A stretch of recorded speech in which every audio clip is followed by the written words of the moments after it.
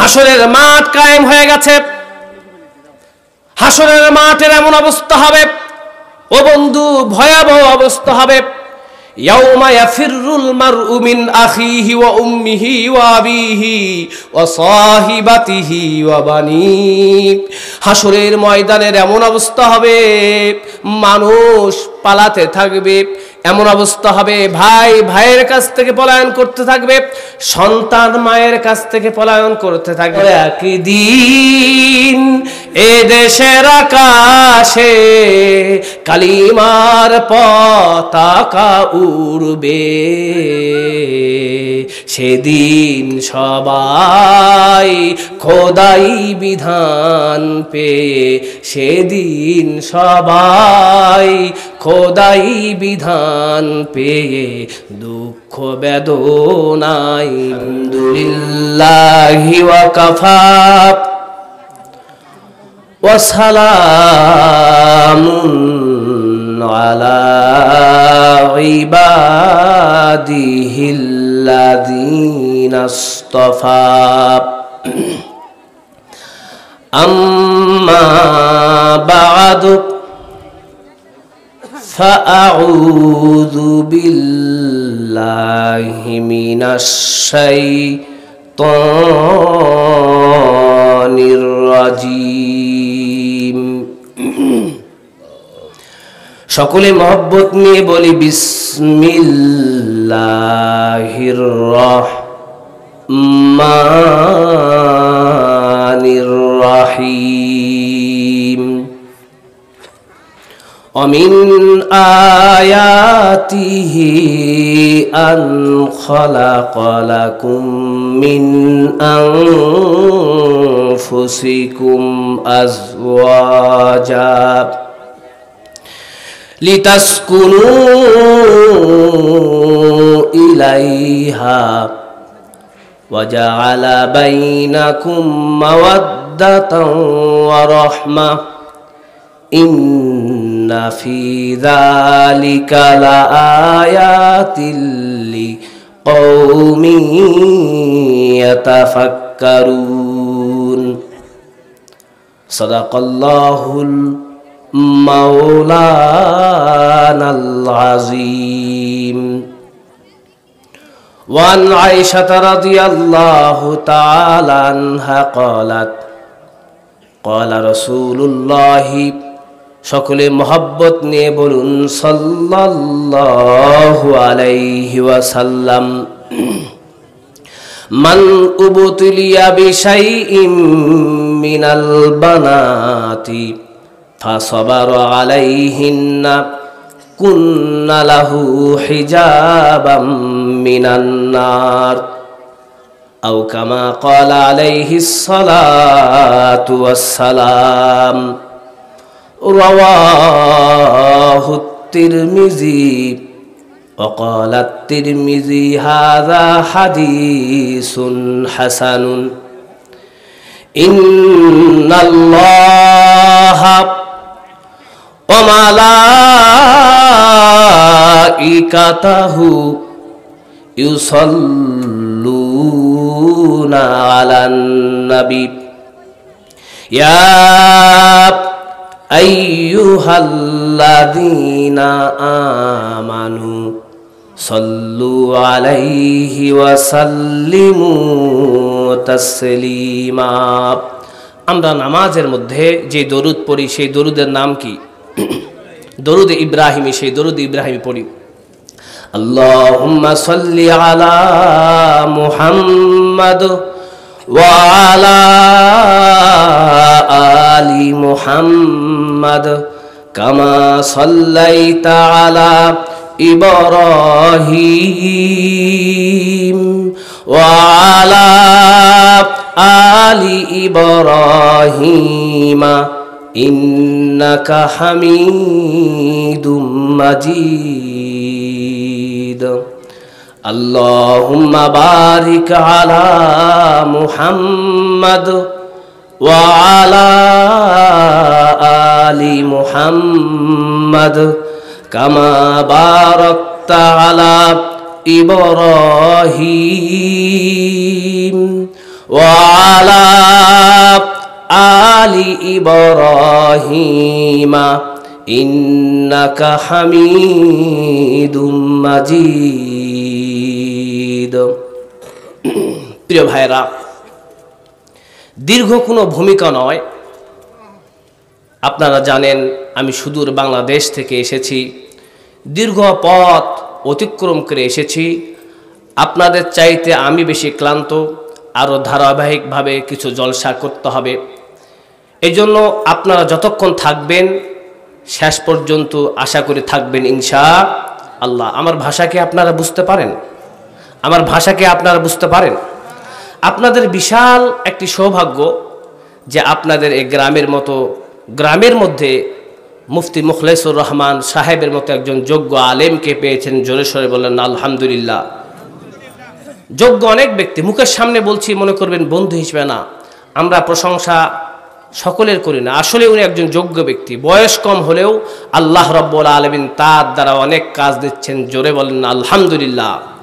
এই জন্য এই মুফতি সাহেবকে আপনারা শ্রদ্ধা মহব্বত করবেন তো ভাই? ইনশাআল্লাহ করবেন তো ইনশাআল্লাহ।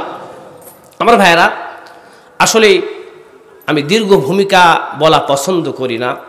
আচ্ছা বলুন তো, এখানে মেয়েদের বাবা কে কে আছেন? একটু হাত তোলেন তো। কার মেয়ে আছে? আমি একজন মেয়ের বাবা। মেয়েদের বাবা কার আছেন? একটু হাত তোলেন তো ইনশাআল্লাহ। মাশাআল্লাহ, বলেন না আলহামদুলিল্লাহ? বলেন, মেয়েদের বাবারা বলেন না আলহামদুলিল্লাহ। আচ্ছা, এখানে শ্বশুর কারা আছেন? শ্বশুর কারা? শ্বশুর আব্বা কারা আছেন? বলেন, হাত তোলেন ইনশাআল্লাহ। মাশাআল্লাহ। এখানে স্বামী কারা আছেন? স্বামী হাত তোলেন না। বুঝতেছেন না আমার কথা? যারা বিবাহ করেছেন, বিবাহিত ভাইরা একটু হাত তোলেন তো ইনশাআল্লাহ। স্বামীরা ইনশাআল্লাহ। আচ্ছা, আল্লাহু আকবার, আল্লাহু আকবার। আচ্ছা, অবিবাহিত কারা আছেন? একটু হাত তোলেন তো। অবিবাহিত, এই যুবক অবিবাহিত ভাইরা হাত তোলো না ভাই ইনশাআল্লাহ। আচ্ছা, এবার আসুন তো। আচ্ছা, আজকের যদি আলোচনাটি এমন হয়, যারা মেয়ের বাবা আছেন, আপনার মেয়েকে নিয়ে যদি আমি আলোচনা করি, আপনি খুশি হবেন না বেজার হবেন? মেয়েদের বাবারা হাত তুলেন না, একটু খুশি হবেন না বেজার হবেন? এবার আসুন, শ্বশুর যারা আছেন, আমি যদি আপনার বৌমাকে নিয়ে আলোচনা করি, আপনি খুশি হবেন না বেজার হবেন? শ্বশুররা কথা বলেন না ইনশাআল্লাহ, খুশি হবে না? এবার স্বামীরা, আপনার প্রিয়তমা স্ত্রীকে নিয়ে যদি আমি কথা বলি, আপনি খুশি হবেন না বেজার হবেন? স্বামী ভাই যারা আছে একটু হাত তুলেন না, এখন হাত তুলেন। আপনাদের ওয়াইফরা খুশি হবে ইনশাআল্লাহ? খুশি হবেন না বেজার হবেন? খুশি হবেন তো? আর অবিবাহিত ভাই যারা আছো তোমরা, আচ্ছা, তোমাদের হবু বউ, তোমাদের জীবন সঙ্গিনীকে নিয়ে যদি কথা বলা হয়, তোমরা খুশি হবে না বেজার হবে? অবিবাহিত ভাইরা খুশি হবে না বেজার হবে? তাহলে এই ভূমিকা থেকে আমরা কি বুঝতে পেলাম? আজকের আলোচ্য বিষয় হলো নারী। বলুন কি? আজকের আলোচনা মেয়েদের নিয়ে আলোচনা হবে। পর্দার আড়ালের বোন যারা আছেন, আজকে আপনাদের আলোচনা হবে মেয়েদের নিয়ে আলোচনা হবে। এখান থেকে আপনারাও শিখবেন, যা শিখবেন আপনার মেয়েকে শিক্ষা দেবেন। রাজি আছেন না ইনশাআল্লাহ? আমার ভাইয়েরা, মহান স্রষ্টার অপরূপ উপমাহীন শিল্প এই নারীদাহ। নারীদাহকে আল্লাহ রাব্বুল আলামিন এমন কতগুলিও লোভনীয়, মন জুড়ানো, হৃদয় গ্রাহী অলঙ্কার আদি দিয়ে সাজিয়েছেন। অতঃপর সমগ্র দেহের মধ্যে এমন এক চোখ ধাঁধানো রসালো কমনীয়তা দান করেছেন, যা পৃথিবীর লোভনীয় জিনিসগুলোর তালিকায় শীর্ষস্থান পাবার যোগ্যতা রাখে। এর মধ্যে বিন্দু পরিমাণ সন্দেহ নেই। কথা ঠিক বললাম না বেঠিক? নারীত্ব, স্ত্রীত্ব, উত্তম চরিত্র, মাতৃত্ব প্রতিটি মুসলিম নারীর ভূষণ। যে নারীর নারীত্ব নেই সৎ চরিত্র, সে নারী ইসলামের দৃষ্টিতে পশুর অধম। কথা ঠিক বললাম না বেঠিক? আমার ভাইয়েরা, মহান আল্লাহ রাব্বুল আলামিন এই নারী জাতিদেরকে এমন মর্যাদা দান করেছেন, এমন সম্মান দান করেছেন। কয়েকটি টপিক নিয়ে আমি আপনাদের সামনে আলোচনা করতে চাই। আল্লাহ রাব্বুল আলামিন মেয়েদেরকে কত সম্মান দান করেছেন, মা হিসেবে সম্মান দান করেছেন, কন্যা হিসেবে সম্মান দান করেছেন, বোন হিসেবে সম্মান দান করেছেন, খালা হিসেবে সম্মান দান করেছেন, শাশুড়ি হিসেবে সম্মান দান করেছেন, দুধমা হিসেবে সম্মান দান করেছেন। যত সেক্টর আছে সব ক্ষেত্রে আল্লাহ রাব্বুল আলামিন মেয়েদেরকে সম্মান দান করেছেন। সুবহানাল্লাহ। কিন্তু দুঃখজনক হলেও সত্য, আমাদের সমাজের মধ্যে এমন কিছু নরাধম আছে, এই নরাধমগুলো কন্যা সন্তান জন্মগ্রহণ করলে মুখ কালো হয়ে যায়। কথা ঠিক বললাম না বেঠিক? ও মুসলমান, মনে রাখতে হবে, কন্যা সন্তান জন্মগ্রহণ করার পরে অসন্তুষ্ট হয়ে যাওয়া, কন্যা সন্তান জন্মগ্রহণ করার পরে সমাজের মানুষের মুখ থেকে, সমাজের মানুষগুলোর থেকে মুখটাকে লুকিয়ে ফেলা, এই চরিত্র হলো আইয়ামে জাহিলিয়াতের যুগের সেই মূর্খদের চরিত্র। কথা ঠিক কিনা? আমার ভাইরা, ইসলাম নারীদেরকে কেমন অধিকার দিয়েছে, মেয়েদেরকে কেমন অধিকার দিয়েছে, মা হিসেবে মেয়েদেরকে কেমন অধিকার দিল। একজন সাহাবী রাসূল করিম সাল্লাল্লাহু আলাইহি ওয়াসাল্লামের দরবারে আসলেন। আসার পরে বললেন, ইয়া রাসূলুল্লাহ, হে হাবিব আল্লাহ, মান আহাক্কুন নাসি বিহুসনি সাহাবাতি। ইয়া রাসূলুল্লাহ, ইয়া হাবিব আল্লাহ, আমার নিকট সবচাইতে সম্মান পাওয়ার, মর্যাদা পাওয়ার উপযুক্ত কে? রাসূল করিম সাল্লাল্লাহু আলাইহি সাল্লাম বললেন, উম্মুকা, তোমার মা। সেই সাহাবা দ্বিতীয়বার বললেন, ইয়া রাসূলুল্লাহ, ইয়া হাবিব আল্লাহ, সুম্মা মান? তারপরে কে? রাসূল বললেন, উম্মুকা, তোমার মা। সেই সাহাবা বললেন, ইয়া রাসূলুল্লাহ, হাবিব আল্লাহ, সুম্মা মান? তারপরে কে? রাসূল বললেন, তৃতীয়বার বললেন, উম্মুকা, তোমার মা। সেই সাহাবা চতুর্থবার বললেন, ইয়া রাসূলুল্লাহ, ইয়া হাবিব আল্লাহ, সুম্মা মান?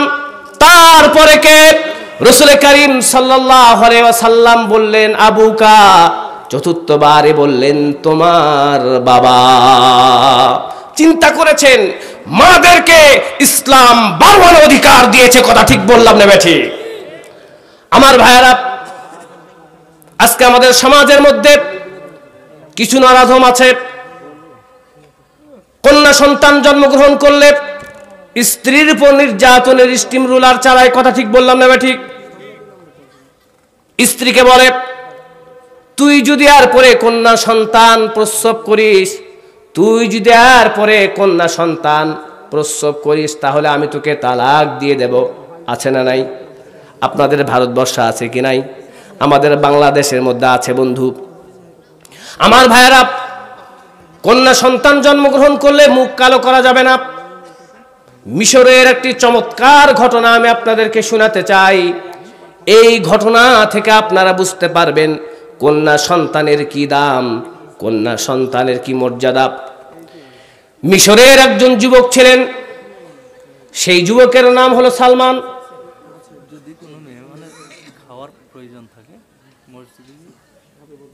কোনো মেহমানের খাবার প্রয়োজন থাকলে আপনারা মসজিদে যাবেন। কথার মধ্যে, আলোচনার মধ্যে আর কথা বলবেন না ইনশাআল্লাহ। আমার ভাইয়ারা, মিশরের একজন যুবক, সেই যুবকের নাম হলো সালমান। ঘটনাটি চমৎকার, ভালো করে শুনবেন মুসলমান, বুঝার চেষ্টা করবেন। সেই যুবকটির নাম হলো সালমান। সালমানের বয়স 30। সুন্দর চেহারা, সুন্দর আকৃতি, যে কোনো মেয়ে দেখলেই সালমানকে দেখলে পাগল হয়ে যাবে। সালমান বিয়ে করলো একজন পরমা সুন্দরী নারীকে। সেই নারীর নাম হলো মাইমুনা। বলুন তো সেই নারীর নাম কি? মাইমুনার বয়স 22। দেখতে অপরূপ সুন্দরী। সালমানের দীর্ঘদিনের অভিলাষ আর মনের চাহিদা হলো মনের মধ্যে একটি বাসনা লালন করে আসছে, যে বাসনাটি বিবাহ করা ছাড়া কোনো গতি নাই। আর সেটি হলো যে সালমান বলছে আমার একটি সন্তান হবে, যেই সন্তানের নাম রাখবো আহমদ, আর আমাকে সকলেই আহমদের পিতা বলে ডাকবে। আমার ভাইয়ারা, সালমান এবং মাইমুনার সম্পর্ক চলছিল মধুময় সম্পর্ক, অনেক মহব্বত, অনেক ভালোবাসা, অনেক প্রেম। এক পর্যায়ে মাইমুনা একদিন মিটি মিটি করে হাসে, সেই মিটি মিটি হাসির মধ্যে কি যেন সুসংবাদ বহন করে। সালমান বলে, ও প্রিয়তমা স্ত্রী মাইমুনা, তুমি হাসছো, তোমার মিটি মিটি হাসার মধ্যে কি যেন একটি সুন্দর ঘ্রাণ পাচ্ছি, সুসংবাদ পাচ্ছি। মাইমুনা বলে, এ ভাই পিছনে কথা বলেন না তো। মাইমুনা বলে, ও আমার প্রাণের স্বামী, দীর্ঘদিন পর্যন্ত আপনি যেই বিষয়ে তামান্না করছিলেন, যে আশা করছিলেন, আল্লাহ রাব্বুল আলামিন হয়তো আপনার আশাকে আমার গর্ভের মধ্যে দিয়েছেন। হতে পারে আপনি আহমদের বাবা হবেন। সুবহানাল্লাহ। সালমান তো মনে মনে অনেক খুশি। কি সন্তান হবে, ছেলে হবে না মেয়ে হবে তা তো জানে না, কিন্তু সালমানের অন্তরের মধ্যে আছে তার ছেলে হবে, ছেলের নাম রাখবে আহমদ, আর সকলেই আহমদের পিতা বলে তাকে ডাকবে। বন্ধু মহলের মধ্যে ঘোষণা করতে লাগলো, আমি ছেলের বাবা হব, আমার ছেলের নাম রাখবো আহমদ, আহমদ বিন সালমান বলে আমাকে মানুষ ডাকবে। এভাবে করতে করতে মাইমুনা একটি সন্তান প্রসব করলো। সেই সন্তানটি কিন্তু ছেলে নয়, বরং সেই সন্তানটি হলো মেয়ে। এবার সালমান চিন্তা করলো, প্রথমবার কোনো সমস্যা নাই, দ্বিতীয়বার হয়তো ছেলে সন্তান জন্মগ্রহণ করবে। এবার এর 1 বছর পরে আরো একটি সন্তান জন্মগ্রহণ করলো, কিন্তু দ্বিতীয় নম্বর যে সন্তানটি জন্মগ্রহণ করলো এই সন্তানটিও মেয়ে। বলুন তো সালমানের মনটা খারাপ হবে না ভালো হবে? সালমান স্ত্রীর উপর রেগে গেল। আমাদের সমাজের মধ্যে এমন কিছু পশু আছে, কন্যা সন্তান হলে স্ত্রীর উপর রেগে যায়। সালমানও স্ত্রীর উপর রেগে গেছে, বিভিন্ন গালিগালাজ করছে। কিন্তু মাইমুনা হলো একজন দিনদার মহিলা, শিক্ষিত মহিলা। সে জানে এই রাগান্বিত অবস্থায় যদি স্বামীর সঙ্গে আমি কথা বলি, তার প্রতি উত্তর দেই, তাহলে আমাদের সঙ্গে গন্ডগোল হয়ে যাবে, এই কাজটি করা যাবে না। ও বোন যারা আপনারা শুনছেন, আপনাদের উদ্দেশ্যে মেসেজ বলছি, স্বামী যখন রেগে যায়, খবরদার স্বামীর মুখে মুখে তর্ক করবেন না। যদি মুখে মুখে তর্ক করেন, এমন অবস্থায় হয়ে যাবে, এমন অবস্থা হয়ে যাবে আপনাদের পরস্পরের মধ্যে সম্পর্ক থাকবে না। কথা ঠিক বললাম না? ঠিক। আমার ভাইয়েরা, সালমান যখন মাইমুনার উপর রেগে গেছে, মাইমুনা বুদ্ধিমতী মহিলা, সে চুপচাপ করে বসে গেল, কোনো কথা বলল না। যখন সালমানের রাগ ভেঙে গেল, এবার মাইমুনা তার প্রাণের স্বামীকে বলে, ও আমার প্রাণের স্বামী, আমি আপনাকে কিছু কথা বলতে চাই, আপনি আমার কথাগুলো মনোযোগ সহকারে শুনবেন। কন্যা সন্তান দেওয়ার মালিক কে? কন্যা সন্তান দেওয়ার মালিক হলেন আল্লাহ রাব্বুল আলামিন। ছেলে সন্তান দেওয়ার মালিক হলেন আল্লাহ রাব্বুল আলামিন। মহান আল্লাহ রাব্বুল আলামিন কালামুল্লাহর মধ্যে বলছেন, ইয়াহাবু লিমান ইয়াশা ইনাসাও ওয়া ইয়াহাবু লিমান ইয়াশা যুকুরা। তিনি যাকে ইচ্ছা কন্যা সন্তান দান করেন, যাকে ইচ্ছা পুত্র সন্তান দান করেন। ও আমার প্রাণের স্বামী, কুরআনুল কারীমের আয়াতের দিকে লক্ষ্য করুন। আল্লাহ পাক বললেন, ইয়াহাবু লিমান ইয়াশা ইনাসাও ওয়া ইয়াহাবু লিমান ইয়াশা যুকুরা। তিনি যাকে ইচ্ছা কন্যা সন্তান দান করেন, যাকে ইচ্ছা ছেলে সন্তান দান করেন, যাকে ইচ্ছা ছেলে সন্তান কন্যা সন্তান উভয়টি দান করেন, যাকে ইচ্ছা কোনো কিছু দান করেন না, বন্দা করে দেন। কথা ঠিক বললাম না ঠিক? ও আমার প্রাণের স্বামী, এই কুরআনুল কারীমের আয়াতের মধ্যে আল্লাহ রাব্বুল আলামিন মেয়েদের নামকে আগে এনেছেন। এর দ্বারা মেয়েদেরকে আল্লাহ রাব্বুল আলামিন অনেক সম্মান দিয়েছেন। মেয়ে সন্তান ঘরের মধ্যে আসলো মানে বরকত নিয়ে আসলো। সুবহানাল্লাহ। ও আমার প্রাণের স্বামী, আমি আপনাকে রাসূল করিম, সকলে বলুন সাল্লাল্লাহু আলাইহি ওয়াসাল্লামের কিছু হাদিস শোনাতে চাই। ও ইন্ডিয়ার মানুষেরা, নদিয়ার মানুষেরা, মাইমুনা নামক যেই মহিলা আছে, বুদ্ধিমতী মহিলা আছে, সেই মহিলা সালমানকে রাসূল করিম, সকলে বলুন সাল্লাল্লাহু আলাইহি ওয়াসাল্লামের কিছু হাদিস শুনিয়েছেন। সেই হাদিসগুলো আপনারা শুনতে চান কি চান না? চান? মাইমুনা বলতে লাগলো, আমার প্রাণের স্বামী, হযরত আবু সাঈদ খুদরি রাদিয়াল্লাহু তাআলা আনহু হতে বর্ণিত, আন্না রাসূলুল্লাহ সাল্লাল্লাহু আলাইহি ওয়াসাল্লাম قال, রাসূল করিম সাল্লাল্লাহু আলাইহি ওয়াসাল্লাম বলেছেন, লা ইয়াকুনু লিআহাদিকুম সালাসু বানাত আও সালাসু আখওয়াত ফায়ুহসিনু ইলাইহিন্না ইল্লা দাখালাল জান্নাহ। রাসূল বললেন, তোমাদের মধ্যে যার 3টি কন্যা সন্তান আছে অথবা 3টি বোন আছে, ফায়ুহসিনু ইলাইহিন্না, এবং সে 3টি কন্যা সন্তানের সঙ্গে ভালো ব্যবহার করে, 3টি বোনের সঙ্গে ভালো ব্যবহার করে, দাখালাল জান্নাহ, এই 3টি কন্যা সন্তান, এই 3টি বোন ওই পিতাকে, ওই ভাইকে জান্নাতের মধ্যে নিয়ে যাবে। সুবহানাল্লাহ। ও আমার প্রাণের স্বামী, আমি কি আপনাকে রাসূল করিম সাল্লাল্লাহু আলাইহি ওয়াসাল্লামের আরো হাদিস শোনাবো নাকি? সালমান বলে, ও আমার প্রিয়তমা স্ত্রী, শোনাও শোনাও। এবার সালমান মাইমুনা বলতে লাগলো, আমার প্রাণের স্বামী, হাদিসটি হযরত আয়েশা রাদিয়াল্লাহু তাআলা আনহাতে বর্ণিত। রাসূল করিম সাল্লাল্লাহু আলাইহি ওয়াসাল্লাম বলেছেন, মান উবতুলিয়া বিশাইইম মিনাল বানাতি ফাসাবারা আলাইহিন্না কুন্না লাহু হিজাবাম মিনান নার। যে ব্যক্তিকে কন্যা সন্তান দিয়ে পরীক্ষা করা হলো, মেয়ে সন্তান হলে আমাদের সমাজের মধ্যে কিছু মানুষ আছে ক্রিটিসাইজ করে, কথা ঠিক বললাম না ভাই? ঠিক। এই কন্যা সন্তান দেওয়ার পরে যারা মেয়েদের বাবাকে ক্রিটিসাইজ করে, পরীক্ষা করে, ফাসাবারা আলাইহিন্না, রাসূল বলেন এরপরেও ক্রিটিসাইজ করার পরেও ধৈর্য ধারণ করে, রাসূল করিম সাল্লাল্লাহু আলাইহি সাল্লাম বলছেন, কুন্না লাহু হিজাবাম মিনান নার। এই কন্যা সন্তানগুলো এই পিতার জন্য জাহান্নামে যাওয়ার জন্য প্রতিবন্ধক হয়ে যাবে। সুবহানাল্লাহ। ও প্রাণের স্ত্রী, ও আমার প্রাণের স্বামী, আমি কি আপনাকে আরো কিছু হাদিস শোনাবো? ও নদিয়ার মানুষ, মাইমুনা তার সালমান স্বামীকে যে হাদিসগুলো বলেছে, এগুলো কি শোনাবো নাকি আপনাদেরকে? শুনতে কি চান? আমার সঙ্গে একটু কথা বলেন, শুনতে কি চান? আপনারা কি বিরক্ত হচ্ছেন?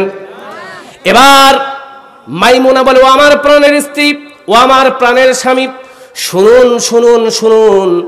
একজন মহিলা তার 2টি কন্যা সন্তানকে নিয়ে উম্মাহাতুল মুমিনিন, আমাদের মা হযরত আয়েশা রাদিয়াল্লাহু তাআলা আনহার বাসার মধ্যে আসলেন। মহিলা এসে বললেন, হে উম্মাহাতুল মুমিনিন, হে আমাদের মা, আমার 2টি কন্যা সন্তান, দীর্ঘদিন পর্যন্ত আমরা ক্ষুধার্ত, আমাদের খাবার কোনো ব্যবস্থা নাই, মেহেরবানি করে আমাদের জন্য আপনি খাবার ব্যবস্থা করুন। কাকে বলছে? আমাদের মা উম্মাহাতুল মুমিনিন, বিশ্বনবী সরকারে দু আলম, সাইয়্যিদুনা ওয়া মুরশিদুনা ওয়া হাবিবুনা হযরত মুহাম্মদ মুস্তাফা, সকলে বলুন সাল্লাল্লাহু আলাইহি ওয়াসাল্লাম। এমন মহামানব আল্লাহ রাব্বুল আলামিন যে মহামানব সম্পর্কে বলেছেন, ওমা আরসালনাকা ইল্লা রাহমাতাল লিল আলামিন। হে রাসূল, আমি আপনাকে বিশ্ববাসীর জন্য রহমত স্বরূপ প্রেরণ করেছি। সুবহানাল্লাহ। আমার ভাইরা, মা আয়েশা রাদিয়াল্লাহু তাআলা আনহার কাছে সেই মহিলা গিয়ে বললেন, আমাদের কোনো খাবার ব্যবস্থা নাই, কোনো কিছু নাই। মা আয়েশা বললেন, এই মুহূর্তে কোনো বর্ণনায় এসেছে মা আয়েশার ঘরের মধ্যে একটি খেজুর। বলেন কয়টা খেজুর? কার বাসার মধ্যে? রাসূল করিম সাল্লাল্লাহু আলাইহি সাল্লামের স্ত্রী সারা দুনিয়ার বাদশাহ মুহাম্মদ সাল্লাল্লাহু আলাইহি সাল্লামের স্ত্রী, প্রিয়তমা স্ত্রী আয়েশা রাদিয়াল্লাহু তাআলা আনহার ঘরের মধ্যে একটি খেজুর চিন্তা করেছেন। কোন কোন বর্ণনায় এসেছে মা আয়েশার ঘরে দুইটি খেজুর। মা আয়েশা রাদিয়াল্লাহু তাআলা আনহু একটি খেজুর, অথবা যে বর্ণনায় এসেছে দুইটি খেজুর, ওই একটি খেজুর অথবা দুইটি খেজুর সেই মহিলাকে দিয়ে দিল, আর সেই মহিলা ওই দুইটি খেজুর অথবা একটি খেজুর তার মেয়ে দুইটিকে বন্টন করে দিল।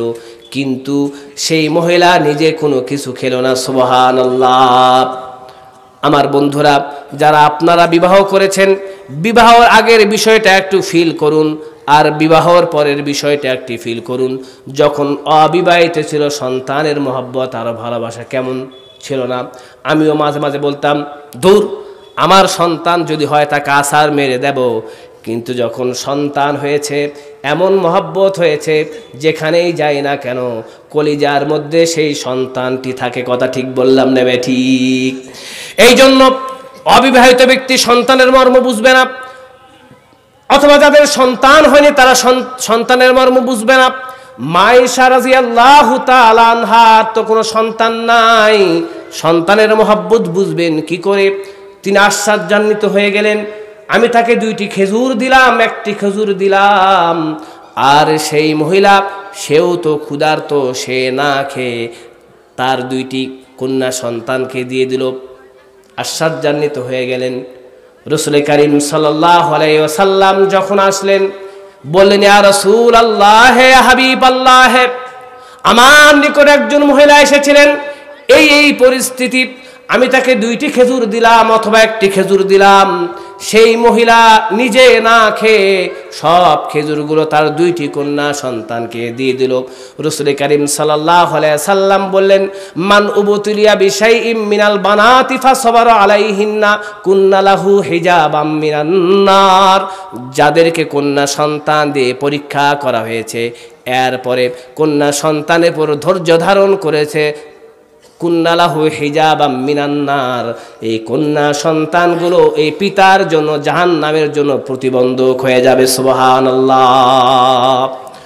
আমার ভাইয়েরা, মাইমুনা আরো অনেক ঘটনা বর্ণনা করেছে, অনেক হাদিস বর্ণনা করেছে। আরেকটি হাদিস বর্ণনা করেই আমি সামনের ঘটনার দিকে চলে যাই। রাসূল করিম সাল্লাল্লাহু আলাইহি সাল্লামের হাদিস বর্ণনা করছেন। মাইমুনা বলছেন, ও আমার প্রাণের স্বামী। রাসূল করিম সাল্লাল্লাহু আলাইহি ওয়াসাল্লাম হাদিসের মধ্যে বলেছেন, মান আলা জারিয়াতাইনি দাখালতু আনা ওয়া হুয়াল জান্নাতা কাহাতাইনি ওয়া আশারা বিউসবিআইহি। যে ব্যক্তি দুইটি কন্যা, যে ব্যক্তি মান আলা জারিয়াতাইনি, যে ব্যক্তি দুইটি কন্যা সন্তানকে লালন পালন করলো, আমি আর সেই ব্যক্তি জান্নাতে এভাবে পাশাপাশি থাকবো। সুবহানাল্লাহ। অনেক হাদিস বর্ণনা করার পরে সালমানের মনটা ঠান্ডা হয়ে গেল। হবে কি হবে না? সালমান চিন্তা করে, ঠিক আছে, তৃতীয় নাম্বার যে সন্তানটি হবে সেই সন্তানটি ছেলে সন্তান হবে ইনশাআল্লাহ। এবার বন্ধুরা, এই সালমান যে আছে, এই সালমান আর মাইমুনার এই ঘটনা দ্বারা তামাম বিশ্বের মানুষকে আল্লাহ রাব্বুল আলামিন শিক্ষা দান করেছেন। সুবহানাল্লাহ। আমার ভাইয়ারা, এবার সালমান যে আছে, তার স্ত্রী মাইমুনা আছে, পর পর 6টি কন্যা সন্তান জন্মগ্রহণ করলো। বলুন তো, সালমানের অবস্থাটা এখন নরম না গরম? সালমান এবার প্রকাশ্যে বলে দিল, মাইমুনা, 7 নম্বর সন্তানটা যদি ছেলে হয়, ছেলে না হয়, যদি কন্যা সন্তান হয়, আমার বাসার মধ্যে তোর থাকার কোনো অধিকার নাই। মাইমুনা তো দিনদার মেয়ে, কি করবে? অনুপায় আল্লাহর দরবারে কান্নাকাটি করে, 5 ওয়াক্ত নামাজ পড়ে কান্নাকাটি করে, আর তাহাজ্জুদের নামাজের মধ্যে কান্নাকাটি করে আল্লাহর কাছে প্রার্থনা। হাসরের মাঠ কায়েম হয়ে গেছে।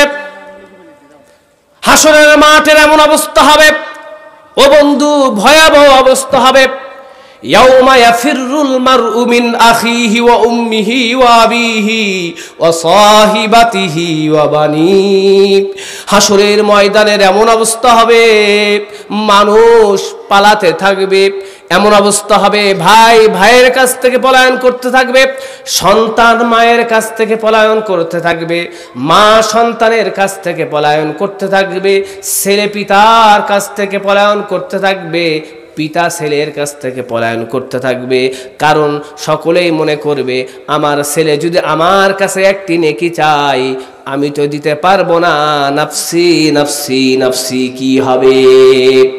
আমার বন্ধুরা, কিয়ামতের ময়দানে এমন বিভীষিকাময় দৃশ্য হবে, হাদিসের কিতাবের মধ্যে এসেছে, রাসূল করিম সকলে বলুন সাল্লাল্লাহু আলাইহি ওয়াসাল্লাম বলেছেন, কিয়ামতের মাঠের মধ্যে এমন অবস্থা হবে, মানুষের এক বিগত নিচে সূর্য চলে আসবে, মাটিগুলো পুড়ে তামা হয়ে যাবে।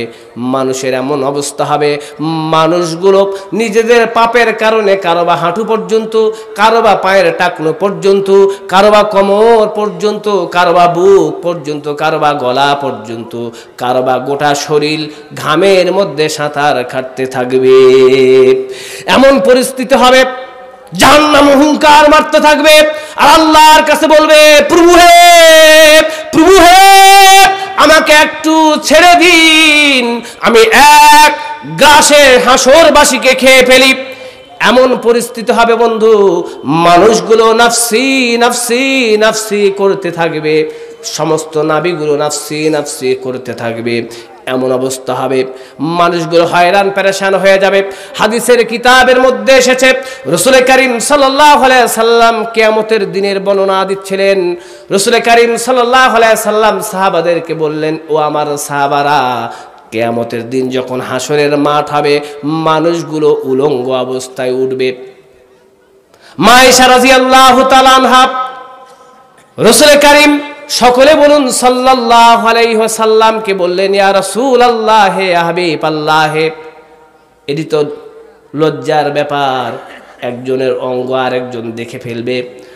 মা আয়েশা রাদিয়াল্লাহু তাআলা আনহাকে বললেন, রাসূল বললেন, ও আয়েশা, কিয়ামতের মাঠকে তুমি এমন মনে করেছো নাকি? কিছুদিন আগে করোনা হয়েছে, ভারতের মধ্যে হয়েছে, বাংলাদেশের মধ্যে হয়েছে। বন্ধুরা বলুন তো, করোনায় প্রমাণ করে দিয়েছে সন্তান আর পিতার কি মহব্বত। এমন অবস্থা হয়েছে আমাদের বাংলাদেশের মধ্যে, সন্তানগুলো সেই জঙ্গলের মধ্যে নিজের জন্মদাতা মাকে ফেলে দিয়েছে, নাউজুবিল্লাহ। হয়নি? আপনাদের সমাজের মধ্যে এমন হয়নি? করোনার কারণে কেউ কারো কাছে আসেনি, এমন হয়নি ভাই? হয়নি? আমার ভাইয়ারা, কিয়ামতের মাঠটা কেমন হবে? মা আয়েশা রাদিয়াল্লাহু তাআলা আনহাকে বললেন, ও আয়েশা, কিয়ামতের মাঠকে তুমি পৃথিবীর মতো মনে করো না।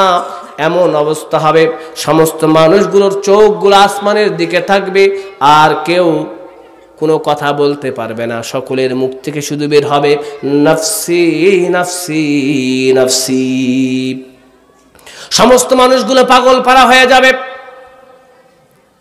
কিছু মানুষগুলো একত্রিত হয়ে আমাদের আদি পিতা হযরত আদম আলাইহিস সালাতু ওয়াস সালামের কাছে যাবেন, গিয়ে বলবেন, আপনি তো আমাদের আদি পিতা হযরত আদম আলাইহিস সালাতু ওয়াস সালাম, মেহেরবানি করে আল্লাহ তাআলার কাছে প্রার্থনা করুন যাতে আমাদের বিচারগুলো সহজ হয়ে যায়, আমরা আর এই হাসরের মাঠের মধ্যে টিকতে পাচ্ছি না।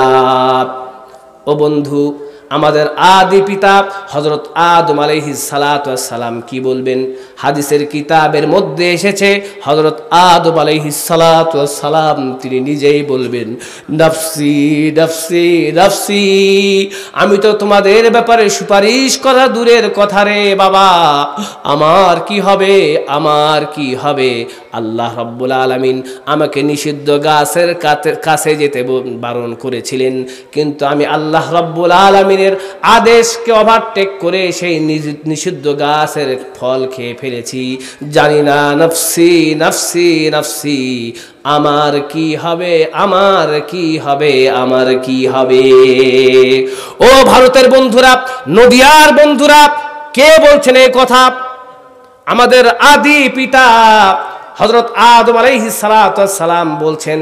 কিন্তু আমাদের সমাজের মধ্যে এমন অনেক মানুষ আছেন যারা নামাজ পড়ে না, রোজা রাখে না, কোনো কিছু করে না, আর বলে কি বলে, আমি নামাজ না পড়লে কি হবে? আমার ঈমান মজবুত আছে, আমাকে আল্লাহ রাব্বুল আলামিন জান্নাত দান করবেন। কথা ঠিক বললাম না ঠিক? আছে না এমন মানুষ? আছে না? নামাজ পড়ে না আর বলে পানির নিচে মোমের বাতি ঝড় বাতাসে নেভে না, পানির নিচে মোমের বাতি ঝড় বাতাসে নেবে না, আমার কাছে মুরিত হলে, আমার কাছে মুরিত হলে নামাজ রোজা লাগে না। টুং টুং টুং বলে কি বলে না? এই ভাই বলে কি বলে না? এই ভারতের মানুষ বলে কি বলে না? এই সমস্ত ব্যক্তি যারা নামাজকে অস্বীকার করে, মনে রাখতে হবে কোন মুসলমান যদি নামাজ না পড়ে, সে নামাজ না পড়লে গুনাহগার হবে। কোন ব্যক্তি যদি নামাজকে অস্বীকার করে, সে ব্যক্তি কাফের হয়ে যাবে। কথা ঠিক বললাম না বেটে? আমার ভাইয়েরা, হাসরের কি অবস্থা হবে? আপনাদেরকে কোন জায়গা থেকে নিয়ে এসেছি মনে আছে নাকি? সালমান স্বপ্নের মধ্যে দেখছে হাসরের মাঠ কায়েম হয়ে গেছে। হাসরের মাঠের কেমন দৃশ্য হবে? এমন ভয়াবহ দৃশ্য হবে, আমাদের আদি পিতা হযরত আদম আলাইহিস সালাতু ওয়াস সালাম নিজেই নফসে নফসে করতে থাকবেন। হযরত নূহ আলাইহিস সালাতু ওয়াস সালামের কাছে যাওয়া হবে। হযরত নূহ আলাইহিস সালাতু ওয়াস সালাম বললেন, তিনি বলবেন আমিও পারবো না, কারণ আমি আমার উম্মতের ব্যাপারে বদদুয়া করেছি, জানি না আজকে আমার কি হবে। হযরত ইব্রাহিম আলাইহিস সালাতু ওয়াস সালামের কাছে যাওয়া হবে। হযরত ইব্রাহিম আলাইহিস সালাতু ওয়াস সালাম বলবেন আমিও পারবো না, কেননা আমি বাহ্যত 3টি মিথ্যে কথা বলেছি। আসলে বন্ধুরা এগুলো মিথ্যা নয়, কিন্তু বরং এগুলো কেমন যে বড় মানুষের থেকে সামান্য একটু ভুল হয়ে গেলে এটিকে তারা বড় মনে করে। কথা ঠিক বললাম না ঠিক? এই জিনিসটি বুঝাবো একটু।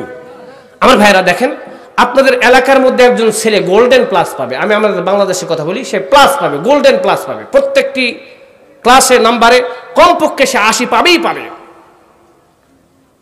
দেখবেন ঘটনাচক্রে সে যদি গোল্ডেন প্লাস না পায়, সে কান্না করতে করতে বেহুশ হয়ে যায়। আর যে ছেলেটি 2 পয়েন্ট পেয়েছে, 3 পয়েন্ট পেয়েছে, তার মোশান কি? পুরা এলাকার মধ্যে বাইক নিয়ে ঘুরতে থাকে আর মিষ্টি খিলাতে থাকে। কথা ঠিক বললাম না ঠিক? যে পরিমাণের ব্যক্তি তার চাইতে নিচু পরিমাণের হয়ে গেলে সে নিজেকে অনেক ছোট মনে করে। কথা ঠিক বললাম না বেটি? একটি ঘটনা দিয়ে আমি আপনাদেরকে বোঝানোর চেষ্টা করি। চুরির মামলা। বলেন কিসের মামলা? আমার সঙ্গে একটু কথা বলেন না ভাই, আপনারা বিরক্ত হয়ে গেছেন। হাত তোলেন তো, লিল্লাহে তাকবীর। হাত তোলেন ভাই, আল্লাহ ভারতের ভাইয়েরা হাত তোলেন না ইনশাআল্লাহ, লিল্লাহে তাকবীর। একটি চুরির মামলা। চুরির মামলার মধ্যে একজন হলেন ম্যাজিস্ট্রেট, আরেকজন বড় এসপি, আরেকজন আমাদের দেশের মধ্যে ওইটিকে বলে বিডিআর, দাফাদার যে আছে তাকে। 3 জনের অপরাধ কি বলেন? 3 জনের অপরাধ হলো চুরি। এবার বিচার কার্য শুরু হলো। জজ সাহেব আরেক জজকে বললেন, চুরির মামলার ব্যাপারে তার দিকে চোখ বড় বড় করে তাকিয়েছেন, অনেক বড় চোখ করে তাকিয়েছেন, যান আপনার বিচার শেষ। এসপি যিনি আছেন তার কাছে আসলেন। এবার জজ সাহেব এসপিকে বলেন, হ্যাঁ আপনি চুরি করেছেন, ধমক দিয়েছে, আপনার বিচার শেষ। ওই যে দাফাদার আছে সেও তো চুরির আসামি। কিরে তুই চুরি করেছিস, ছাগল চুরি করেছিস, তোর অবস্থা খারাপ। তাকে কয়েকটা ডান্ডা মেরে দিয়েছে। যারা বিচার কার্য দেখছিল একজন তাদের মধ্যে থেকে বলে উঠল, বিচারগুলো ইনসাফপূর্ণ হলো না। 3 জনেই তো চোর। যে বিচারক তার দিকে চোখ বড় বড় করে তাকালো। যে ব্যক্তি এসপি তাকে ধমক দেওয়া হলো। এই দাফাদার বেটা কি করলো? সেও তো চোর, একে কেন মারা হলো? এরপর নির্যাতন করা হয়েছে, জুলুম করা হয়েছে। বিচারকের কানের মধ্যে বিষয়টি চলে গেল। এবার বিচারক বলল, সেই লোকটিকে ডাকলো। ডাকার পরে বলল, যাও এই 3 জনের বাসার মধ্যে ভিজিট করো। ভিজিট করার পরে দেখো আমার বিচারটা কি সঠিক হয়েছে না ভুল হয়েছে। এবার সেই ব্যক্তি যিনি সমালোচনা করেছেন সর্বপ্রথম সেই বিচারকের বাসার মধ্যে গেল। বাসার মধ্যে গিয়ে দেখে বিচারকের বাসার মধ্যে মরা কান্না পড়ে গেছে, সকলে হাউমাউ করে কান্না করছে, শোকের মাতাব পড়ে গেছে। এবার সেই বিচারকের বাসা থেকে গিয়ে এসপি যা আছে তার বাসার মধ্যে গেল। সেই এসপির বাসার মধ্যে গিয়ে এই লোকটি দেখে এসপির বাসার মধ্যেও কেউ কারো দিকে তাকায় না, সকলের চোখ মুখগুলো কালো হয়ে গেছে। এবার তৃতীয় নম্বরে কার বাসায় বলেন তো? দাফাদারের বাসায় গেছে। দাফাদারের বাসায় গিয়ে দেখে দাফাদার তার বউকে বলে, তার বউ বলে, কি ব্যাপার, তোমার কি বিচার হলো? আরে আমার কি বিচার হবে, এই আমাকে 2-4টা ডান্ডা দিয়েছে, এগুলো ডান্ডা কোনো ব্যাপারই না, আমার ধুলা সারা হয়েছে। জোরে সরে বললেন না নাউজুবিল্লাহ মিন যালিক। ও বন্ধুরা, আমি আপনাদেরকে একটি বিষয় বুঝাতে চাচ্ছি, হযরত ইব্রাহিম আলাইহিস সালাতু ওয়াস সালামের পক্ষ থেকে কোনো ভুল হয়নি, কোনো মিথ্যা কথা হয়নি, কিন্তু বড় মানুষের পক্ষ থেকে এমন কিছু হওয়া, একজন ছাত্র A+ পাবে, গোল্ডেন প্লাস পাবে, কিন্তু তার থেকে সে কম পেয়েছে, সে যেমন কান্নাকাটি করে, একজন ম্যাজিস্ট্রেট, একজন এসপি যেমন কান্নাকাটি করে, ঠিক তদ্রূপভাবে হযরত ইব্রাহিম আলাইহিস সালাতু ওয়াস সালাম একজন বিশাল নবী। কথা ঠিক বললাম না ঠিক? ইব্রাহিম আলাইহিস সালাতু ওয়াস সালামের যে 3টি বিষয়, একটি আপনাদেরকে বলি, ওই সমস্ত কাফের যারা আছে, নমরুদের গোষ্ঠী যারা আছে, তারা হযরত ইব্রাহিম আলাইহিস সালাতু ওয়াস সালামকে বলল, আমাদের যে মেলা আছে, পূজা হচ্ছে, সেখানে যেতে হবে। বলুন তো একজন মুসলমান কি অমুসলিমদের অনুষ্ঠানে যেতে পারে নাকি? আমার সঙ্গে কথা বলেন, যেতে পারে নাকি? আমার সঙ্গে একটা আওয়াজ দেন। ধর্ম যার যার উৎসব। কি ভারতের মানুষ কথা বলেন না কেন? ধর্ম যার যার উৎসব, ধর্ম যার যার উৎসব তার তার। ভাইয়া, উৎসব সবার নয়, ধর্ম যার যার উৎসব তার তার। যদি বলেন ধর্ম যার যার উৎসব সবার, আমি বলবো বউ যার যার, বাচ্চা সবার। রাজি আছেন? রাজি আছেন? বাগান যার যার, ফল সবার। রাজি আছেন? কি বলেন? রাজি নাই? ধানের মাঠ যার যার, ফসল সবার। ওই বেলায় রাজি নাই। আর ধর্মের ক্ষেত্রে বলছেন ধর্ম যার যার, উৎসব সবার। ধর্ম যার যার, উৎসব সবার, এমন স্লোগান হারাম, এমন স্লোগান দেওয়া যেতে পারে না।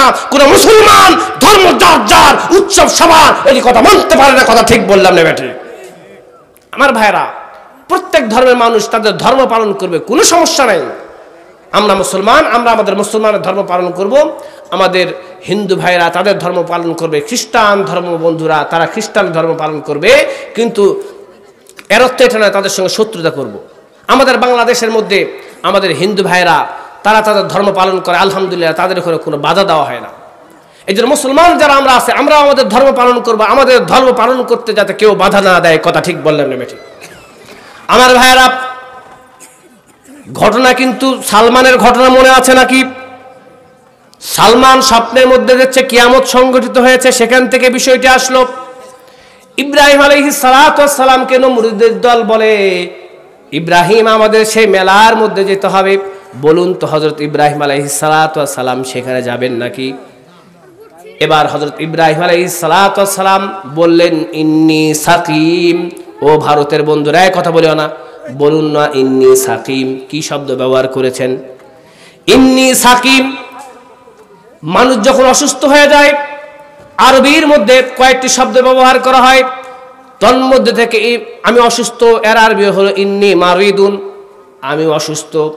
আরেকটি শব্দ ব্যবহার করা হয় সাকিম। সাকিমের মধ্যে 2টি অংশ আছে। আমি অসুস্থ মানে সাকিমের মধ্যে 2টি জিনিস ব্যবহার করা যায়। সাকিম মানে শারীরিক অসুস্থ, সাকিম মানে মানসিক অসুস্থ। বন্ধুরা বলুন তো হযরত ইব্রাহিম আলাইহিস সালাতু ওয়াস সালাম কি শব্দ ব্যবহার করেছেন? ইন্নী সাকিম, আমি অসুস্থ মানে হযরত ইব্রাহিম আলাইহিস সালাতু ওয়াস সালাম উদ্দেশ্য নিয়েছেন আমি অসুস্থ মানে মানসিক অসুস্থ। তোমরা যে আল্লাহ ব্যতীত অন্য কিছুর পূজা করছো, এগুলো আমি মানতে পারি না, এই কারণে আমি মানসিকভাবে অসুস্থ। বলুন তো ওই সমস্ত নমরুদের বাহিনী কি উদ্দেশ্য নিয়েছে? তারা তো মনে করেছে হযরত ইব্রাহিম আলাইহিস সালাতু ওয়াস সালাম শারীরিকভাবে অসুস্থ। এই জন্য আমার বন্ধুরা, 3টি বিষয় হযরত ইব্রাহিম আলাইহিস সালাতু ওয়াস সালাম বলেন, ও বাবারা আমি পারবো না, নফসি নফসি নফসি, আমার কি হবে, আমার কি হবে, আমার কি হবে। এক পর্যায়ে হযরত ঈসা আলাইহিস সালাতু ওয়াস সালামের কাছে যাওয়া হবে। হযরত ঈসা আলাইহিস সালাতু ওয়াস সালাম তিনি বলবেন, আমি তো আরোই পারবো না, কারণ হলে যে বিশাল যে খ্রিস্টানের দল আছে, এরা আমাকে আল্লাহ রব্বুল আলামিনের সন্তান মনে করে, এবং এরা আমার মাকে মরিয়ম আলাইহিস সালাতু ওয়াস সালামকে আল্লাহ রব্বুল আলামিনের স্ত্রী মনে করে। নাউজুবিল্লাহ। হযরত ঈসা আলাইহিস সালাম আল্লাহ তাআলার সন্তান? ঈসা আলাইহিস সালাম আল্লাহ তাআলার সন্তান না। হযরত ঈসা আলাইহিস সালাম আল্লাহ তাআলার সন্তান নয়, বরং তিনি আল্লাহ তাআলার বান্দা এবং কি রাসূল। না, আমি পারবো না। এক পর্যায়ে সকলের কাছ থেকে হতাশ হয়ে গিয়ে আমার নবী, আপনার নবী, বিশ্ব নবী হযরত মুহাম্মদ মুস্তাফা, সকলে বলুন সাল্লাল্লাহু আলাইহি ওয়াসাল্লামের কাছে মানুষ যাবে। রাসূল করিম সাল্লাল্লাহু আলাইহি ওয়াসাল্লাম, রাসূল করিম সাল্লাল্লাহু আলাইহি ওয়াসাল্লাম তখন কি বলবেন? হাদিসের কিতাবের মধ্যে এসেছে আমার রাসূল বলবেন, উম্মতি উম্মতি উম্মতি। প্রভু হে, আমার উম্মতের কি হবে, আমার উম্মতের কি হবে, আমার উম্মতের কি হবে। আমার ভাইয়েরা, রাসূল করিম সাল্লাল্লাহু আলাইহি ওয়াসাল্লাম হাদিস শরীফের মধ্যে বলেছেন, আল্লাহ রাব্বুল আলামিন সমস্ত নবী রাসূলদেরকে একটি স্পেশাল দোয়া দিয়েছেন, দোয়া করার অনুমতি দিয়েছেন, মুস্তাজাবুদ দাওয়াত, অর্থাৎ সেই দোয়াটি কবুল হবেই হবে, এর মধ্যে কোনো সন্দেহ নাই। সমস্ত নবী রাসূল এই দোয়াটিকে পৃথিবীর মধ্যে শেষ করে দিয়েছেন। আমি মুহাম্মদ সাল্লাল্লাহু আলাইহি ওয়াসাল্লাম আখিরাতের জন্য রেখে দিয়েছি, আমার উম্মতের জন্য আমি এই স্পেশাল দোয়াটি করব। সুবহানাল্লাহ। আমার ভাইরা, হাদিসের কিতাবের মধ্যে এসেছে আমার নবী, আপনার নবী, বিশ্ব নবী হযরত মুহাম্মদ মুস্তাফা, সকলে বলুন সাল্লাল্লাহু আলাইহি ওয়াসাল্লাম, মাকামে মাহমুদের মধ্যে সাজদার মধ্যে পড়ে যাবেন। মাকামে মাহমুদের মধ্যে সাজদার মধ্যে পড়ে গিয়ে আল্লাহ রাব্বুল আলামিনের প্রশংসা করতে থাকবেন। হাদিসের কিতাবের মধ্যে এসেছে, রাসূল করিম সাল্লাল্লাহু আলাইহি ওয়াসাল্লাম বলেন, এই মাকামে মাহমুদের মধ্যে সাজদার মধ্যে পড়ে গিয়ে আমি আল্লাহ রাব্বুল আলামিনের এমন প্রশংসা করব, আল্লাহ রাব্বুল আলামিন আমার জবান দিয়ে আল্লাহর এমন প্রশংসা বের করে দেবেন, আমার মুখে এমন প্রশংসা ইতিপূর্বে আর কখনো বের হয়নি। সুবহানাল্লাহ। রাসূল করিম সাল্লাল্লাহু আলাইহি ওয়াসাল্লাম প্রশংসা করবেন, আল্লাহ রাব্বুল আলামিন বলবেন, ইরফা ইয়া মুহাম্মদ, হে মুহাম্মদ সাল্লাল্লাহু আলাইহি ওয়াসাল্লাম, আপনি মাথা উঠান, আপনি যা চাইবেন আমি আপনাকে তাই দান করব। জোরে সরে বলুন না সুবহানাল্লাহ। আমার ভাইরা, আজকে আমরা মুসলমানের মধ্যে মিল নাই। বলুন তো আমাদের প্রভুকে, বলেন না আমাদের স্রষ্টাকে, আমাদের নবীকে, মুহাম্মদ সাল্লাল্লাহু আলাইহি ওয়াসাল্লাম। এই আমাদের নবীর নাম কি ভাই বলেন তো ভাই? মুহাম্মদ সাল্লাল্লাহু আলাইহি ওয়াসাল্লাম। আমাদের প্রভু এক, আমাদের নবী এক, সব কিছু এক, কিন্তু মুসলমানদের মধ্যে মিল নাই। কথা ঠিক বললাম না ভাই? ঠিক। আজকে মুসলমানের মধ্যে শত্রুতা, ভাই ভাইয়ের মধ্যে শত্রুতা, চাচা ভাতিজার মধ্যে শত্রুতা, অথচ আমাদের মুসলমানদের প্রভু এক, নবী এক, সব কিছু এক। কথা ঠিক বললাম না বে? ঠিক। আমাদের প্রভু এক, এক নবীর উম্মত, জীবন বিধান এক, ওই শিবানী কোরআন। কথা ঠিক বললাম না বে? ঠিক। আওয়াজ দেন না, কথা ঠিক বললাম না বে? ঠিক। আমাদের প্রভু এক, এক নবীর উম্মত, জীবন বিধান এক, ওই শিবানী কোরআন। তবে কেন এখনো হে মুসলমান, এক হও করিয়া আহ্বান।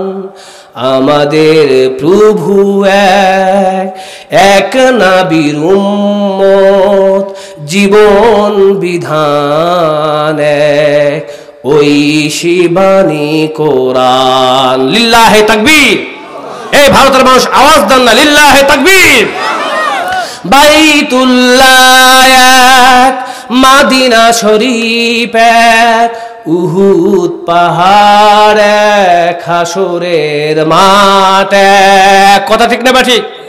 বাইতুল্লাহ এক, মাদিনা শরীফ এক, উহুদ পাহাড় এক, হাসরের মাঠ এক। একটা তো জীবন আর মরণ তো একবার, একটা তো জীবন আর মরণ তো একবার, সকলের তরে আছে একই স্থান। কথা ঠিক না বা ঠিক? আমাদের প্রভু এক, এক নবীর উম্মত, জীবন বিধান এক, ওই শিবানী কোরআন। তবে কেন এক নও হে মুসলমান, এক হও করিয়া আহ্বান। লিল্লাহে তাকবীর। আমার ভাইরা বলছিলাম মুসলমান এক হতে হবে। ও বন্ধু, রাসূল করিম সাল্লাল্লাহু আলাইহি সাল্লাম মাকামে মাহমুদের মধ্যে সাজদার মধ্যে পড়ে যাবেন।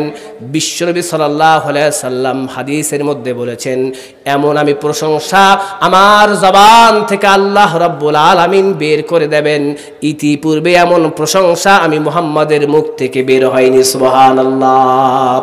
আল্লাহ রাব্বুল আলামিন মুহাম্মদ সাল্লাল্লাহু আলাইহি সাল্লামকে বলবেন, ইয়া মুহাম্মদ ইরফা রাসাক, হে মুহাম্মদ সাল্লাল্লাহু আলাইহি সাল্লাম আপনি আপনার মাথাটিকে উঠান, সাল তুতি, আপনি যা চাইবেন আমি আল্লাহ রাব্বুল আলামিন আপনাকে তাই দান করব। সুবহানাল্লাহ।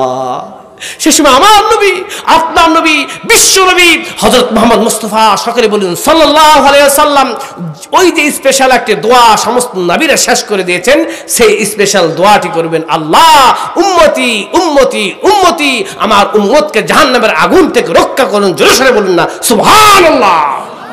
আমার ভাইরা, হাদিসের কিতাবের মধ্যে এসেছে আমার নবী, আপনার নবী তার উম্মতকে জাহান্নামে থাকা অবস্থায় সন্তুষ্ট হবেন না, সমস্ত উম্মতের জন্য সুপারিশ করবেন।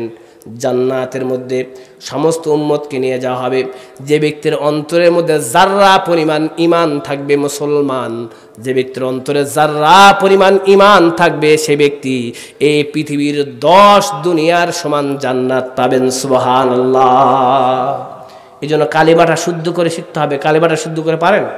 এই ভারতের মুসলমান কালিমা শুদ্ধ করে পড়তে পারেন? লা ইলাহা পড়েন আমার সঙ্গে, লা ইলাহা ইল্লাল্লাহু মুহাম্মাদুর রাসূলুল্লাহ। আল্লাহু আকবার। এই কালিমাকে কম মনে করেন না। রাসূল করিম সাল্লাল্লাহু আলাইহি সাল্লাম বলেছেন, আফজালু যিকরি লা ইলাহা ইল্লাল্লাহ, পৃথিবীর মধ্যে সবচেয়ে উত্তম জিকির হলো লা ইলাহা ইল্লাল্লাহ। সুবহানাল্লাহ বলেন। এই জন্য লা ইলাহা শুদ্ধ করে শিখবেন মুসলমান। এই লা ইলাহা ইল্লাল্লাহকে শুদ্ধ করে যদি পড়তে পারেন, রাসূল করিম সাল্লাল্লাহু আলাইহি সাল্লাম বলেছেন, মান ক্বালা লা ইলাহা ইল্লাল্লাহ মুখলিসান দাখালাল জান্নাহ, আল্লাহর কোন বান্দা বান্দি যদি ইখলাসের সহিত একবার লা ইলাহা ইল্লাল্লাহ পাঠ করে, দাখালাল জান্নাহ, সে আল্লাহর বান্দা বান্দি জান্নাতে চলে যাবে। জোরে সরে বলুন না সুবহানাল্লাহ। এই ভারতের মুসলমান, আপনারা কি জান্নাতে যেতে চান? জান্নাতে যেতে চান? মা তাস্তাহি আনফুসুকুম, জান্নাতের মধ্যে এমন অবস্থা হবে তোমাদের মনে যা চায় তাই দেওয়া হবে। জোরে সরে বলুন না সুবহানাল্লাহ। জান্নাতের কি অবস্থা হবে? আপনি জান্নাতের মধ্যে ঘুরছেন, দেখছেন সুন্দর একটি পাখি, সেই পাখিটি উপর দিয়ে উড়ে যায়, আপনার অন্তরের মধ্যে এসেছে, আহারে এই পাখিটির যদি গোশত খেতে পেতাম তাহলে কতই না ভালো হতো।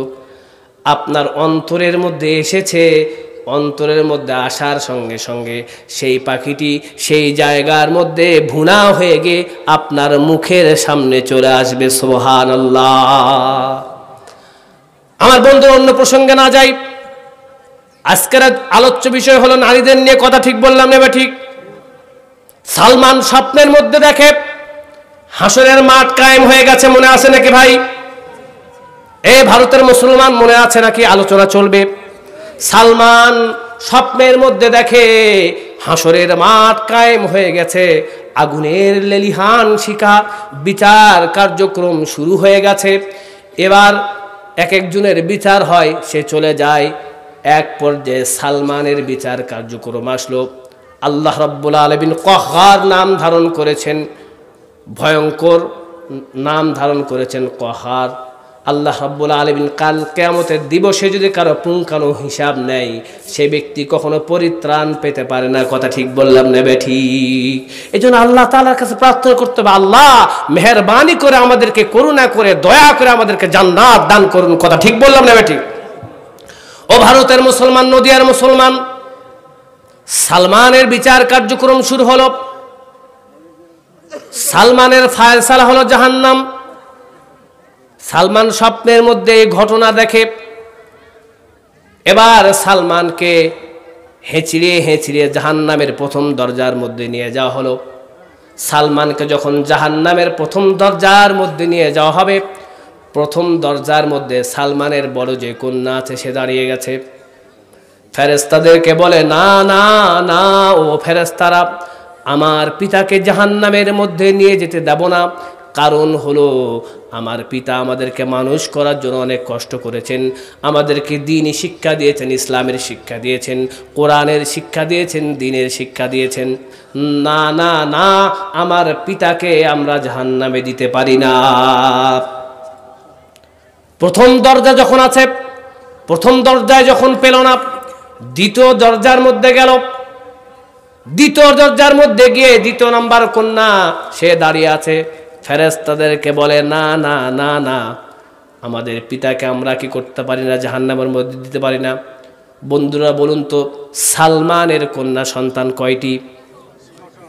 6টি কন্যা সন্তান। আলোচনা মনোযোগ সহকারে শুনবেন। 6টি কন্যা সন্তান, এক এক করে করে 6ষ্ঠ নাম্বার দরজা পর্যন্ত 6টি কন্যা দাঁড়িয়ে আছে। না না, আমাদের পিতাকে জাহান্নামের মধ্যে দেওয়া যাবে না। অন্যদিকে বন্ধুরা বলুন তো, জাহান্নামের দরজা কয়টি? 7টি দোজখ, 8 বেহেশত।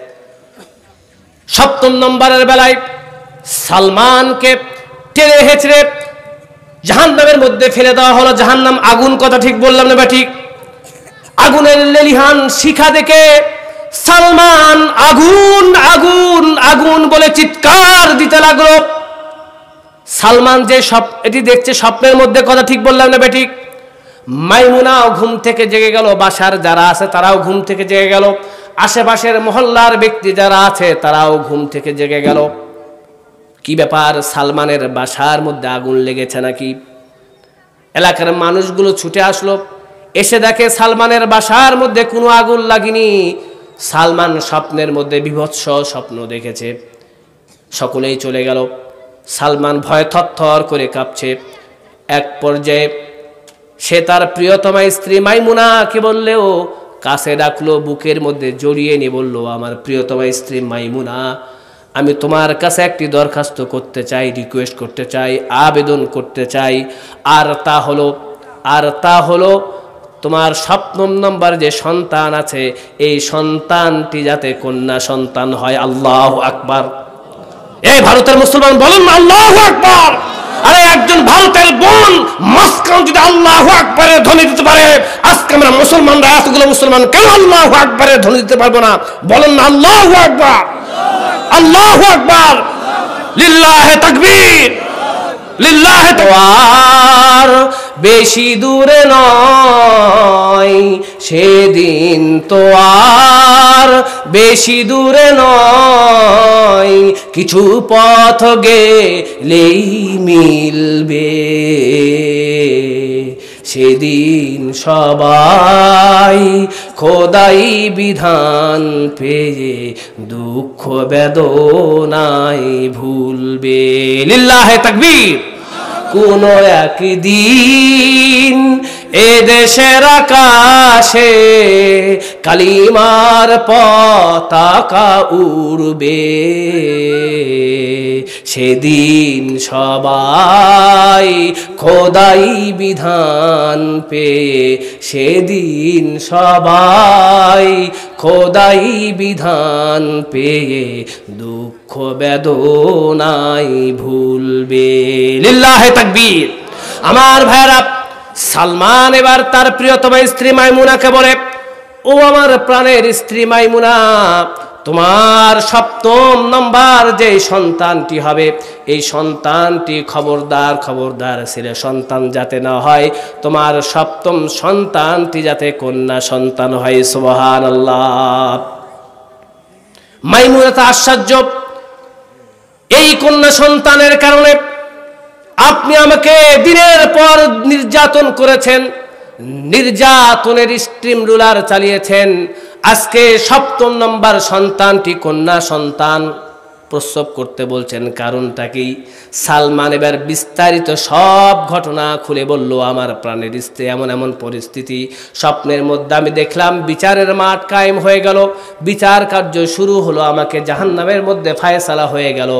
একে একে 6টি দরজার মধ্যে আমার 6টি কন্যা সন্তান দাঁড়িয়ে আছে, কিন্তু 7ম নম্বর যে দরজা আছে, এই দরজার মধ্যে কোনো কন্যা সন্তান না থাকার কারণে আমাকে জাহান্নামের মধ্যে ফেলে দেওয়া হয়েছে।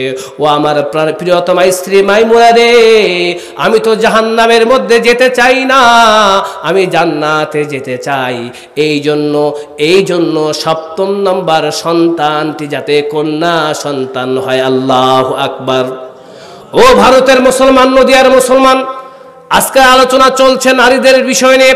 পর্দার মা বোন যারা আছেন, আমি আপনাদেরকে বলি, কন্যা সন্তান হিসেবে আপনাদের অনেক মর্যাদা আছে, মা হিসেবে অনেক মর্যাদা আছে, খালা হিসেবে অনেক মর্যাদা আছে। রাসূল করিম সাল্লাল্লাহু আলাইহি সাল্লাম বলেছেন, আল খালাতু বিমানজিলাতিল উম্মি, খালা হলো মায়ের সমতুল্য। সুবহানাল্লাহ। এই জন্য বোনেরা, এখানে আমার ভাই যারা আছেন, আরেকটি বুখারীর থেকে চমৎকার একটি আপনাদের ঘটনা শোনাতে চাচ্ছি, রাজি আছেন নাকি? ইনশাআল্লাহ আলোচনা চলবে, চলবে। একটা হাত তোলেন না, লিল্লাহে তাকবীর। আমার হাত তুলতে হবে একটু, ইনশাআল্লাহ হাত তুলতে হবে। ভাই হাত তোলেন, এই ভাই হাত তোলেন। এই চা খাচ্ছেন কেন ভাই? হাত তোলেন ইনশাআল্লাহ। লিল্লাহে তাকবীর, লিল্লাহে তাকবীর। এই যে ঘটনাটি বলবে, এটা বুখারী শরীফ থেকে শোনাবো। কোথা থেকে শোনাবো বলেন? বুখারী শরীফ থেকে, সবচেয়ে সহিহ গ্রন্থ থেকে আমি আপনাদেরকে শোনাবো। এই যে ঘটনা, এই ঘটনাটি একজন জান্নাতি নারীর, জোরে সরে বলুন না সুবহানাল্লাহ।